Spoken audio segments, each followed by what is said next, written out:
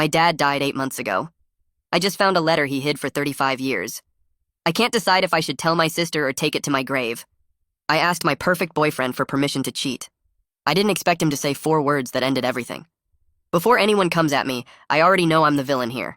I'm not looking for sympathy. I just need to write this down because I can't stop replaying it in my head. I'm 24, and my boyfriend Cole is 38. We've been together for 3 years, and I know people judge age gaps, but Cole has been the best relationship I've ever had. We met when I was a hostess at a restaurant, and he came in for a business dinner. He asked for my number on his way out, and I gave it to him without hesitation. Our first date lasted 6 hours. He was smart, funny, mature in a way guys my age never were. He didn't play games. Within 4 months, I had moved into his apartment. The first 2 years were perfect. He cooked for me, planned trips, remembered every small thing I mentioned. My friends were jealous. My mom adored him. I thought I had found the person I was going to marry. Then his company got acquired and everything changed. Cole got promoted and suddenly he was working constantly. He would leave before I woke up and come home after I was in bed. Weekends disappeared. Date nights got canceled. I told him I was lonely. He apologized and tried to make more time, but it wasn't enough. He was exhausted and I felt guilty asking for more. That's when I reconnected with Travis. We dated briefly in college and ended on good terms. He found me on Instagram and we started messaging. At first it was catching up, but then it became more frequent. He texted me good morning. He asked about my day. He gave me the attention I was craving. One night, Cole was stuck at the office and Travis asked if I wanted to get drinks. I said yes. When he walked me to my car, he kissed me. I kissed him back. We ended up in his back seat and things happened. Not full SX, but enough. I drove home feeling sick, but also feeling seen for the first time in months. I knew I had to tell Cole something. So the next evening, I sat him down and told him I had been feeling neglected. I told him I wanted to propose an open relationship so I could get my needs met while he focused on his career. He listened quietly. He asked clarifying questions. He seemed so calm that I thought maybe this could work. Then I told him the last part. I said this would only be open on my side. I explained that I didn't want him sleeping with other women because that would hurt me, but since he was never home anyway, it shouldn't matter. I told him I already had someone in mind and that nothing serious had happened yet. I lied about the nothing happened yet part. I thought it would make everything sound more reasonable. Cole sat there for a long time. His face didn't change, but something in his eyes did. When he finally spoke, he said 4 words. I need you out. I started crying immediately. I tried to take it back, told him I didn't mean it, that I was confused and lonely. He stood up and walked to the bedroom. I followed him, begging. He pulled a suitcase out of the closet and set it on the bed. He told me I had until morning to pack. He said he wasn't angry, just done. He said I had already made my choice before I came to him and we both knew it. He slept in the guest room. I packed through tears. In the morning, he was gone. I left my key on the counter and went to my sister's place. That was 2 weeks ago. I called him every day the first week. He never responded. Then yesterday, my sister came home with a strange look on her face. She asked if I knew a woman named Priya. I said no. She handed me her phone. It was an Instagram post from Cole's coworker, a group photo from a company dinner. Cole was in the back with his arm around a woman I had never seen. She was gorgeous. Dark hair, perfect smile, looking at him like he was the only person in the room. The caption said, "Director's dinner with some very special plus ones." I zoomed in on his face. He was smiling in a way I hadn't seen in over a year. My sister said her friend at Cole's company told her he's been bringing this woman around for the past week, that everyone assumed they'd been together for a while based on how comfortable they seemed. 1 week. I've been gone 2 weeks and he's already with someone else. Either he moved on impossibly fast, or she was already in the picture before I even had that conversation. I don't know which is worse. I texted him last night asking if we could talk. He responded this morning. He said there's nothing to discuss, but if I need closure, he can meet me Thursday. I said yes. I need to see his face when I ask him who she is and how long she's been around.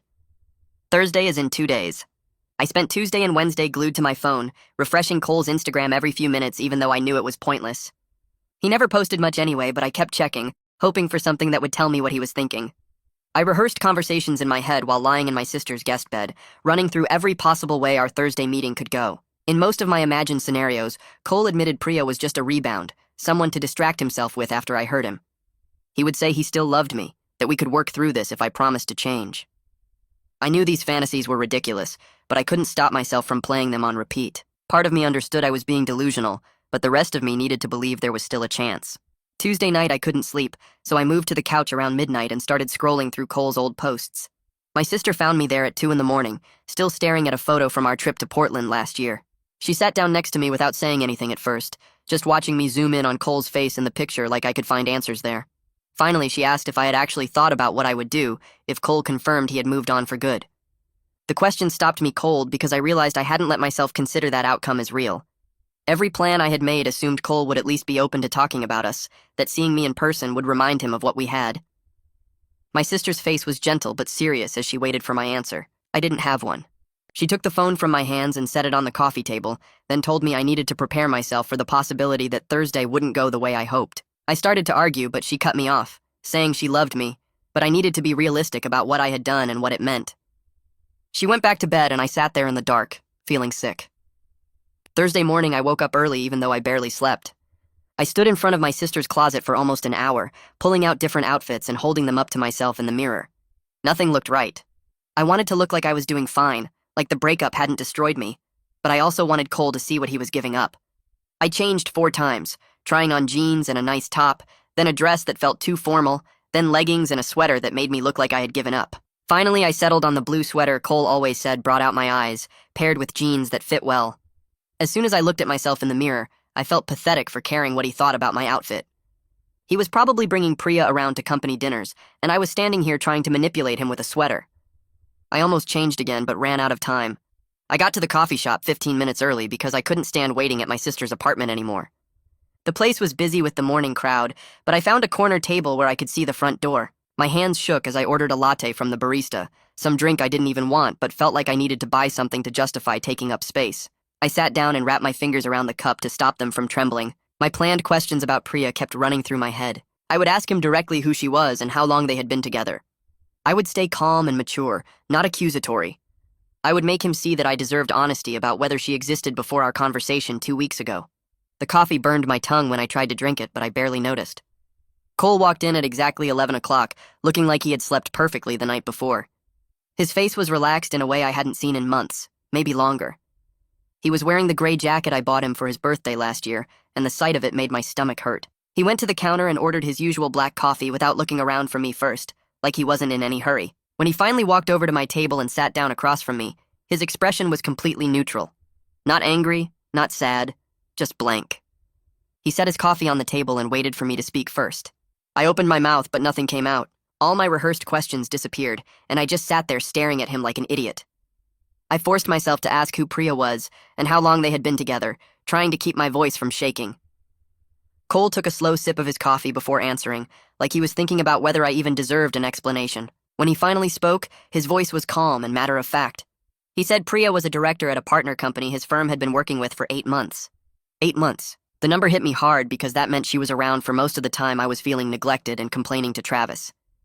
Cole kept talking, explaining that they worked together on the acquisition project and became friends through all the late nights and weekend meetings. He said she understood the pressure he was under in ways I never seemed to. My prepared accusations about him cheating died in my throat because the timeline he was describing started way before Travis kissed me in that parking lot. I had been so ready to confront him about emotional infidelity, to make him admit he had someone else while we were together. But 8 months meant Priya was there through everything, watching Cole stress about work while I complained he wasn't paying enough attention to me. Cole's eyes stayed steady on mine as he continued. He said he never touched Priya while we were together, never crossed that line physically, but he wouldn't apologize for developing feelings for someone who actually saw him as a partner instead of just a provider. The words landed like a slap. I realized that was exactly how I had been treating him, like someone whose job was to take care of me and make me happy, not like an actual person with his own struggles. I tried to defend myself by bringing up how lonely I was and how he was never home, but Cole cut me off before I could finish. His voice stayed gentle but firm as he said he had been building a future for us while I was building an exit strategy. He said we both knew which one of us gave up first. I wanted to argue that it wasn't that simple, that he had checked out emotionally long before I did anything with Travis.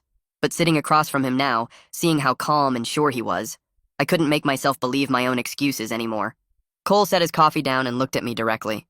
He said the open relationship thing wasn't actually what ended everything between us. It was that I had already cheated and was asking for permission after the fact. His voice didn't change when he said it. No anger or hurt, just stating a fact. Then he told me he knew I was lying about nothing serious happening yet the moment those words came out of my mouth. I felt my face go hot as he kept talking. He said I have this tell when I lie where I touch my neck, and he noticed me doing it that night. He knew immediately that I had already been with Travis or someone else and was trying to get retroactive approval to make myself feel better about it. I couldn't even deny it because he was completely right. Cole admitted he'd been questioning everything for months before that conversation. He said he noticed how I only seemed happy when he was doing something for me, taking me somewhere, buying me something, fixing a problem I had. He said the age gap that felt exciting at first had turned into a burden of constantly managing my expectations, like I was someone he had to take care of instead of a partner. His voice stayed calm, but I could hear the weight in it, like he'd been carrying this around for a long time. I asked why he didn't say anything sooner if he was so unhappy, my voice coming out sharper than I meant it to. Cole's expression changed for the first time since we sat down, something flickering across his face that looked almost sad. He said he tried multiple times to talk about us growing apart, about how we never really connected anymore beyond surface stuff. He said every time he brought it up, I would turn it into complaints about his work schedule instead of actually listening to what he was trying to say. The words hit me hard because I couldn't remember any of those conversations, but the look on his face told me they definitely happened. He pulled out his phone and scrolled for a minute before turning it toward me. The screen showed text messages from 4 months ago, his name at the top with a blue bubble saying they should probably talk about seeing a couples counselor. My response was 3 laughing emojis and a message saying he was being dramatic, that we were fine and he just needed to relax.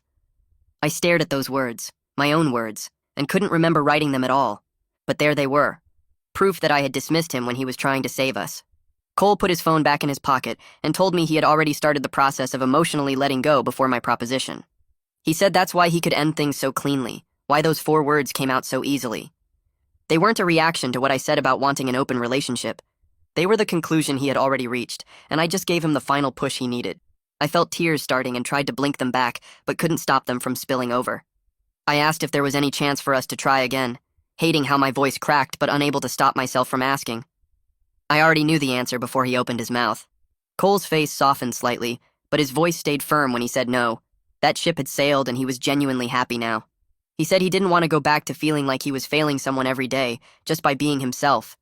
He mentioned that Priya knows everything about what happened between us because he values honesty in relationships. The implication hung in the air between us, heavy and obvious. I didn't value honesty. I had lied about Travis, lied about nothing happening yet, probably lied to myself about 100 other things. I couldn't even argue with him because he was completely right. Cole stood up and pushed his chair back, getting ready to leave. He told me he hoped I would figure out what I actually wanted instead of just reacting to feeling neglected. He said I was young and had time to grow, but that growth needed to happen away from him. His words were kind but final, like he was closing a door gently but making sure it locked behind him. He picked up his coffee cup and walked toward the trash can near the exit. I watched him throw it away and push through the door without looking back. The bell above the door chimed and then he was gone. I sat there alone at the table staring at my cold latte.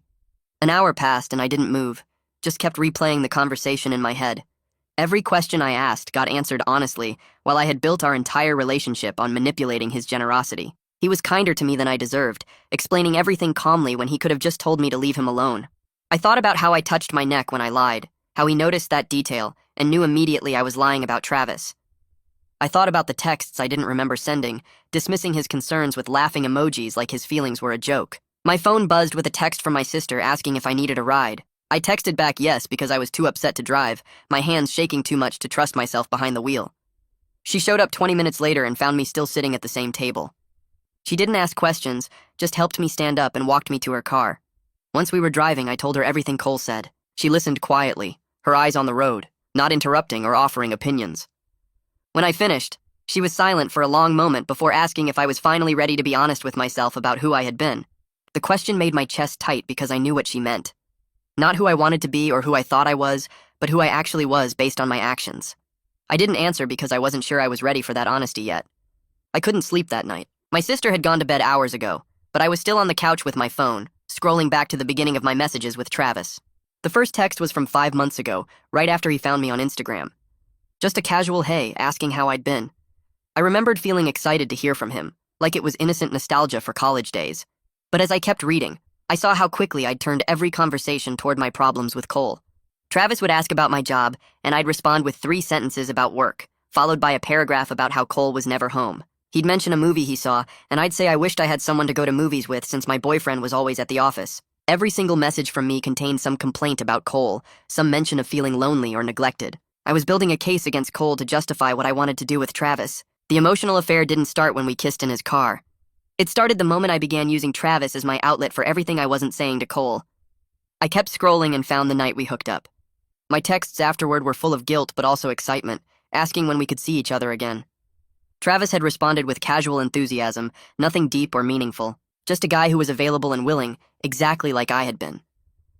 I opened a new message to him and typed out a question, asking if we could talk because I needed to know if what we had was real or just mutual selfishness. I stared at the words for a long time before hitting send. Part of me didn't want to know the answer. I set my phone down and tried to sleep, but my mind kept replaying the texts, seeing clearly how I'd manipulated the situation from the start. When I woke up the next morning, there was no response from Travis. 6 hours passed before my phone finally buzzed with his reply. He said he'd actually been seeing someone for the past week and thought I knew we were just having fun. The message was so casual it took me a moment to process what he was saying. He'd moved on within days of our last conversation and apparently assumed I understood we were never serious. I read it 3 times, then started laughing. It was a bitter, ugly sound that made my sister poke her head out of her bedroom to check if I was okay. I showed her the message and she just shook her head. Of course, Travis was never going to be my salvation from loneliness or my escape from a failing relationship. I'd built him up in my head as this perfect alternative to Cole, when really he was just a guy who was available and said the right things at the right time. He wasn't special or different. He was just there, and I used that. My phone buzzed again, and I expected another message from Travis, but it was from someone named Natalia. The text said she was my sister's friend and worked at Cole's company, asking if I wanted the full story about Cole and Priya, since she'd heard I was looking for information. My finger hovered over the screen. Part of me wanted to say no, to just let it go and stop torturing myself with details. But I needed to understand what I actually lost when Cole said those 4 words. I texted back yes. Natalia called instead of texting, and her voice was kind but direct. She told me Cole had talked about relationship problems with close work friends months ago, back when his company was going through the acquisition. Everyone could see he was struggling with something personal on top of the work stress. When Priya joined the project as a consultant from the partner company, people noticed how much lighter Cole seemed around her. They'd work late together, and he'd actually smile and joke instead of looking exhausted and tense. Natalia said it was obvious to everyone that Cole and Priya had chemistry, but Cole never acted on it while we were together. She told me something that made my stomach hurt. Priya had apparently told Cole she had feelings for him 6 weeks before I ever sat him down with my open relationship proposition. But Cole had said he was in a relationship and needed to figure that out first before anything could happen. Priya respected that completely and kept things professional while Cole decided what to do about us. 6 weeks. He'd known someone else wanted him and could make him happy, but he stayed with me and tried to work things out anyway. Natalia kept talking, saying that after Cole ended things with me, he waited 2 full weeks before asking Priya out properly. He told his coworkers he needed to be completely sure he was making decisions for the right reasons and not just rebounding. Even his new relationship had more integrity than my entire approach to our 3 years together. I thanked Natalia and hung up, then sat there staring at the wall. Cole had been trying to do the right thing, fighting to figure out his relationship with me while I was in Travis's back seat. The comparison crushed me. I wasn't just the villain in our story. I was the only villain. Cole had someone interested in him and chose to stay loyal and work on us. I had someone interested in me and chose to cheat and then ask permission after the fact. The doorbell rang and I heard my sister answer it. Carly's voice came from the hallway asking if I was home. My best friend walked into the living room and took one look at my face before sitting down next to me. I told her everything. Not the cleaned-up version I'd been telling people, but the real story. How I'd been emotionally cheating on Cole for months with Travis. How I'd hooked up with Travis and then tried to make Cole agree to let me keep doing it. How Cole had someone who wanted him, but stayed faithful while trying to fix things with me. How Priya waited patiently while Cole figured out his life, and how he waited 2 weeks after ending things with me before starting something with her. I told Carly about the texts I'd read last night, seeing how I'd been feeding Travis complaints about Cole to justify what I wanted. Carly listened to all of it without interrupting. When I finished, she was quiet for a long time. Finally, she said she'd noticed something over the past year. I only talked about Cole in terms of what he did for me, never who he was as a person. She said every conversation we had about my relationship was focused on my feelings, my needs, my loneliness. She couldn't remember the last time I'd mentioned anything about Cole's actual life. Her words hit hard because she was right. I sat there trying to think of the last real conversation I'd had with Cole about his life. When was the last time I asked about his stress from the acquisition? His goals for his career? His feelings about all the changes at work? I couldn't remember a single conversation in the past year where I'd focused on him instead of my own needs.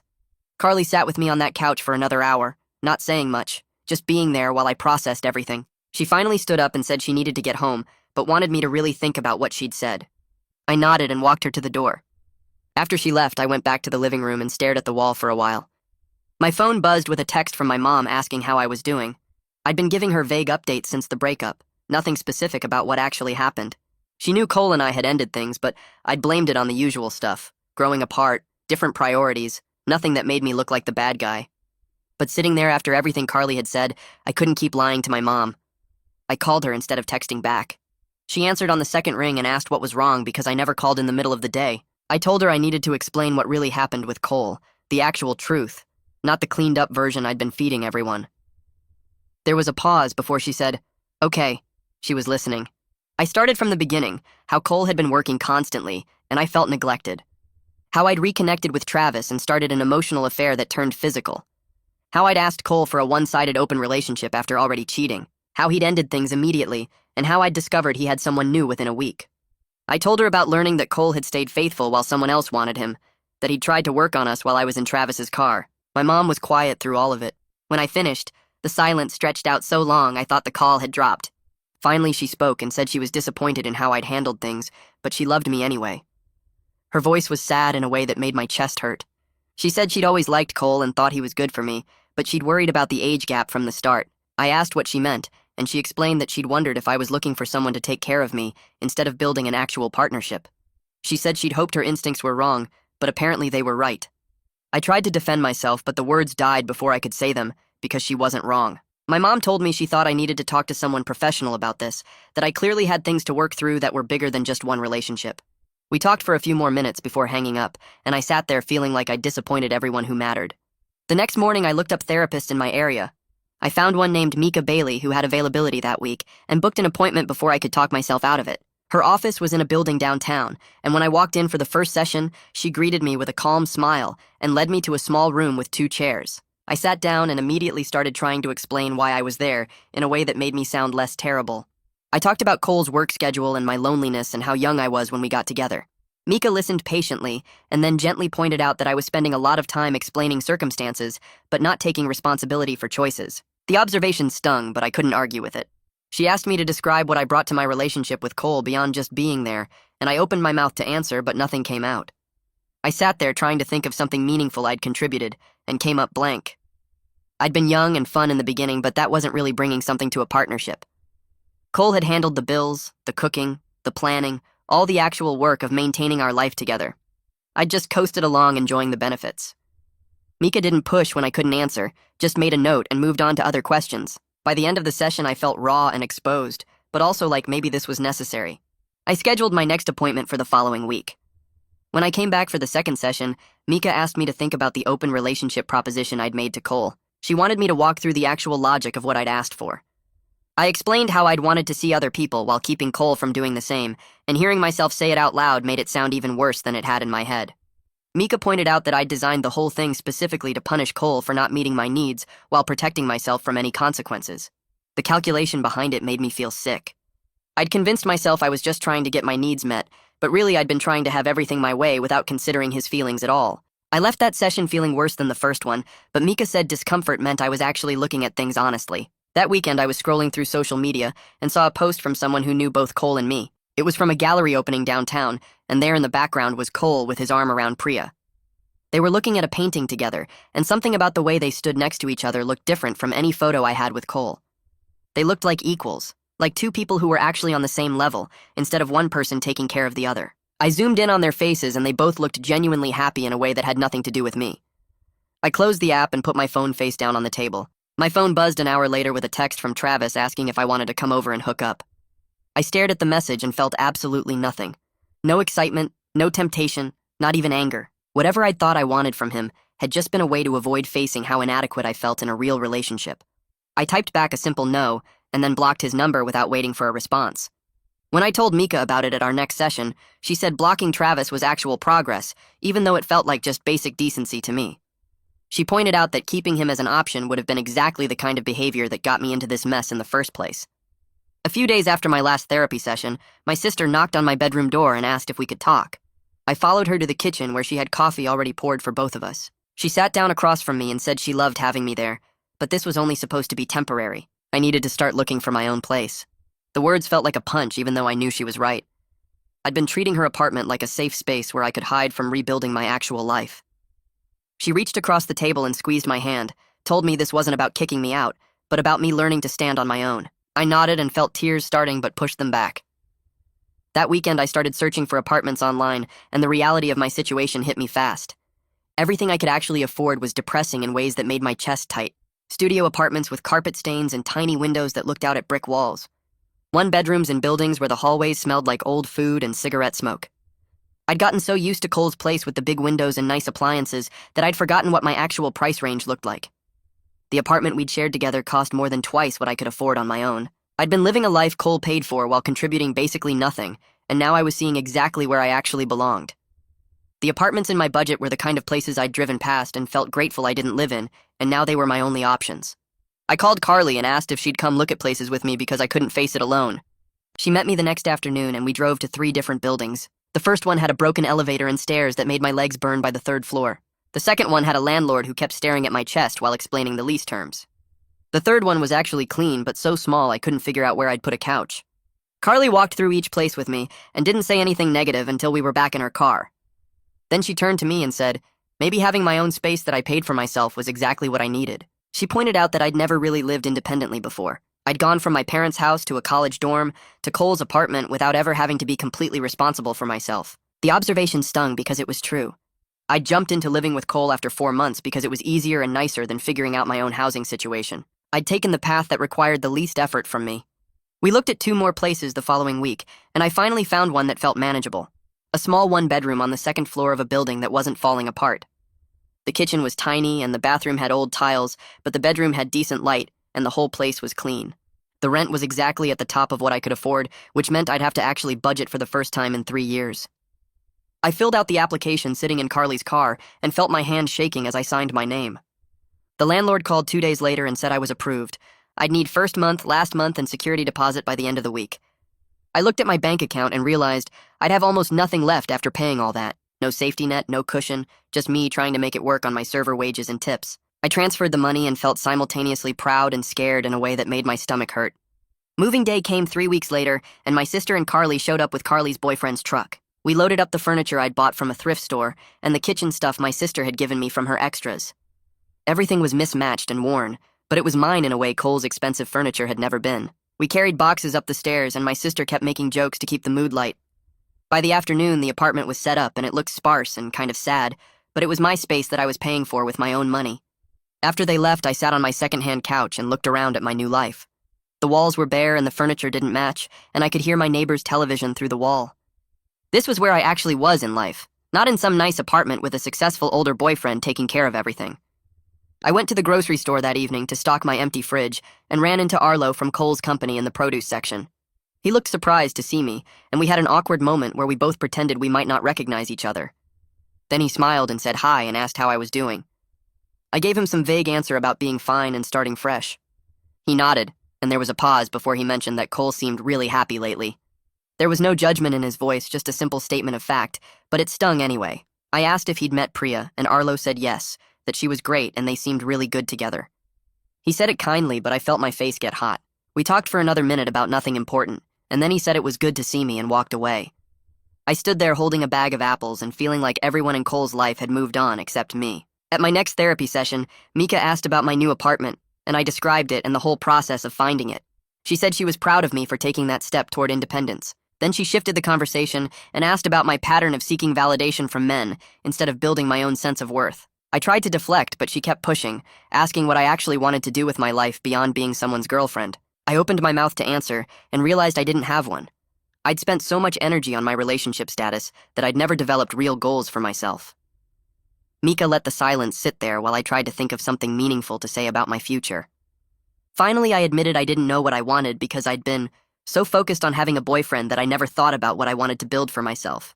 She asked what I was good at and what interested me, and I struggled to answer that too. At 24, I should have some kind of direction, but I'd been coasting on potential instead of actually building anything real. The conversation left me feeling raw and exposed in a way that made me want to skip my next session. That week at work, my manager pulled me aside and asked if we could talk in the office. My stomach dropped because I knew my performance had been terrible for months. I'd been showing up late, forgetting orders, giving customers attitude when I was having bad days. She sat me down and asked directly if I was still committed to being there or if I needed to find something else. Her tone wasn't mean, but it was serious in a way that scared me. I apologized and said I'd been going through personal stuff, but that wasn't an excuse. She said she understood everyone had problems, but I needed to decide if I could actually do my job or not. The restaurant couldn't keep covering for me when I wasn't pulling my weight. I promised I'd do better, and she said she hoped, so because she didn't want to have this conversation again. After that, I actually started trying at work for the first time in months. I showed up early, paid attention to my tables, stopped treating the job like something beneath me. I focused on doing the work well instead of just getting through shifts. My tips got better because I was actually being pleasant to customers. My coworkers stopped giving me annoyed looks when I came in. After 2 weeks, my manager noticed the change and pulled me aside again. This time, she said she was glad to see the improvement and that if I kept it up, there might be opportunities for advancement. Maybe training new servers or eventually moving to a supervisor role. The idea of actually having a career path at the restaurant had never occurred to me before because I'd always seen the job as temporary, something I did while waiting for real life to start. But real life was happening now, and I needed to take it seriously. I spent the next few weeks actually focusing on my job and my life instead of obsessing over Cole. My manager started giving me more responsibility, and I took it seriously. I showed up early, stayed late when needed, and stopped treating customers like they were interrupting my day. My coworkers noticed the change and started being friendlier. One of them invited me to happy hour, and I went instead of making an excuse. It felt good to have something that was mine, separate from any relationship drama. Natalia texted me one evening while I was making dinner in my tiny kitchen. She said she'd seen Cole and Priya at a company event that afternoon, and they announced they were moving in together. I sat down on my couch and stared at the message for a long time. The news hurt, but not in the sharp way I expected. Mostly I just felt sad about how completely I was replaced. They were doing all the things Cole and I used to do, moving through the same relationship steps, and I was just this footnote in his past that he'd already moved beyond. I texted Natalia back thanking her for telling me, then put my phone away and finished making my pasta. At my next therapy session, I told Mika about the moving in together news. She asked how it made me feel, and I struggled to explain the weird mix of sadness and acceptance. She said that feeling replaced was my ego talking, that Cole wasn't replacing me so much as moving forward with someone more compatible. I wanted to argue, but she kept going. She pointed out that I was seeing his happiness as commentary on my worth. Like him being happy with someone else meant I was defective somehow. But really it just meant we weren't right for each other and he found someone who was. She asked if I could be happy for him, even though it hurt, and I said I didn't know yet. But I was trying. 3 months after the breakup, I picked up a shift at the restaurant where Cole and I first met. I usually avoided working there because of the memories, but I needed the money. I was taking an order at a table near the window when I saw them walk in. Cole and Priya. They didn't notice me, and I watched them for a moment while my customer talked about allergies, the easy conversation between them, the genuine laugh, the way they leaned toward each other like they were the only people in the room. It was the same way Cole and I used to be in the beginning, except they looked more equal somehow. More like actual partners instead of him taking care of me. I finished taking the order and walked quickly to the back. My coworker asked if I was okay, and I said I needed some air. I left through the side door before they could see me and sat in my car for a few minutes. Instead of spiraling like I would have before, I called Mika even though it wasn't our session day. She picked up and I told her what happened. She listened while I talked through my feelings, how seeing them together made me realize how much I'd taken from Cole without giving anything back. She said witnessing their happiness without making it about me was significant growth, even though it didn't feel like much. I thanked her and went back inside to finish my shift. That weekend, my sister and I were doing laundry at her apartment, and she mentioned she was proud of how I was handling everything. She said she could see me actually working on myself instead of just jumping to the next relationship like I usually did. The compliment caught me off guard, and I felt tears start. She hugged me and said she knew it was hard, but I was doing the work and it showed. I asked if she thought I'd ever be able to have a healthy relationship, and she said yes, but only after I figured out who I was without someone else defining me. 2 weeks later, my manager called me into the office and I thought I was in trouble again. Instead, she told me I was getting a small promotion to shift supervisor. The pay increase wasn't huge, but it was something. I called Carly to celebrate and we went out for drinks. She pointed out this was the first accomplishment I'd had in years that wasn't connected to a boyfriend. She was right, and it felt good to have something that was just mine, something I'd earned through my own work, instead of being given by someone who loved me. At my next therapy session, Mika asked if I thought I was ready to start dating again. I opened my mouth to say yes automatically, then stopped. I realized I wasn't ready. For the first time in my adult life, I was okay being alone, because I was learning who I was without someone else defining me. I told Mika that, and she smiled. She said that was exactly the kind of awareness I needed to develop before getting into another relationship. We talked about my pattern of using boyfriends to avoid dealing with my own issues, and how much work I still had to do.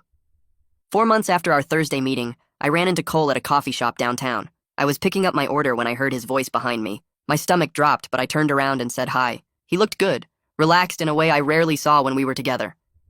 We had a brief, polite conversation about nothing important. I mentioned my promotion and new apartment, and he seemed genuinely happy for me. Not fake happy or sarcastic, actually pleased that I was doing well. It made me feel worse somehow, knowing he could be kind even after everything. Cole told me he was glad I was doing well and he meant it. No bitterness or anger in his voice, just honest relief that I was okay. I thanked him for being kind during our breakup, even though I didn't deserve it. He just nodded and said he hoped I figured things out. Then he said goodbye and walked toward the door with his coffee. I watched him leave and felt something shift inside me. Some endings don't come with closure or redemption. Sometimes you just have to live with having been the person who messed up and work on being better going forward. There's no magic moment where everything makes sense or you get forgiven. You just keep trying to be less selfish and hope that eventually you become someone capable of actually loving another person instead of just using them. 6 months after the breakup, I'm settled into my apartment and doing well at work. My manager gave me more responsibility, and I'm handling it without falling apart. I pay my own bills now, and the pride I feel is different from anything Cole ever gave me. Therapy with Mika happens every Tuesday, and we're working through my issues with validation and independence. Progress is slow but real. I don't check Cole's social media anymore, and that feels like an actual achievement, instead of something I'm white-knuckling through. My apartment still doesn't have much furniture, but it's mine, and I earned it myself. The walls are bare except for one photo my sister took of me at my promotion celebration. I look tired in it, but also present in a way I wasn't before. Some mornings I wake up and forget to feel bad about myself for a full hour. My sister comes over for dinner one night and mentions how different I seem. She says I'm more grounded now, less performative, actually present in conversations instead of waiting for my turn to talk about myself. The observation catches me off guard because I hadn't noticed the change until she pointed it out. Carly says the same thing when we meet for coffee that weekend. She tells me I used to make everything about me even when I was pretending to listen. Now I actually ask follow-up questions and remember details from previous conversations. I'm starting to recognize that person too when I look in the mirror. The woman staring back isn't someone I'm proud of yet, but she's someone I'm learning to live with. Natalia texts me out of nowhere on a Thursday afternoon. She says she thought I should hear it from her instead of seeing it online. Cole and Priya got engaged. The message sits on my screen for a long time before I respond. There's a pang of sadness that hits my chest, but mostly I feel grateful he found someone who could be what he needed. I hope someday I can be that for someone too, after I figure out how to be it for myself first. I text Natalia back thanking her for telling me, and she sends a heart emoji. That night I sit on my couch with takeout and think about Cole's face at that coffee shop 4 months ago. He looked genuinely happy for me when I mentioned my promotion. No bitterness or anger, just honest relief that I was okay. I'm not fixed and I haven't learned some neat lesson that makes everything okay. I'm just a 24-year-old woman who destroyed something good and is trying to build a life anyway. One small decision at a time, knowing that growth is messy and I might mess up again, but at least now I'm trying. Mika says that's enough for now. My sister says I'm doing better than I think. Carly reminds me that recognizing my patterns is half the battle. I'm learning to sit with discomfort instead of running from it into someone else's arms. Some days are harder than others, and I still catch myself wanting to text Travis or scroll through dating apps looking for validation, but I don't. I sit with the feeling until it passes, and then I make dinner or call my sister or go to work. The mundane tasks of living alone are teaching me more about myself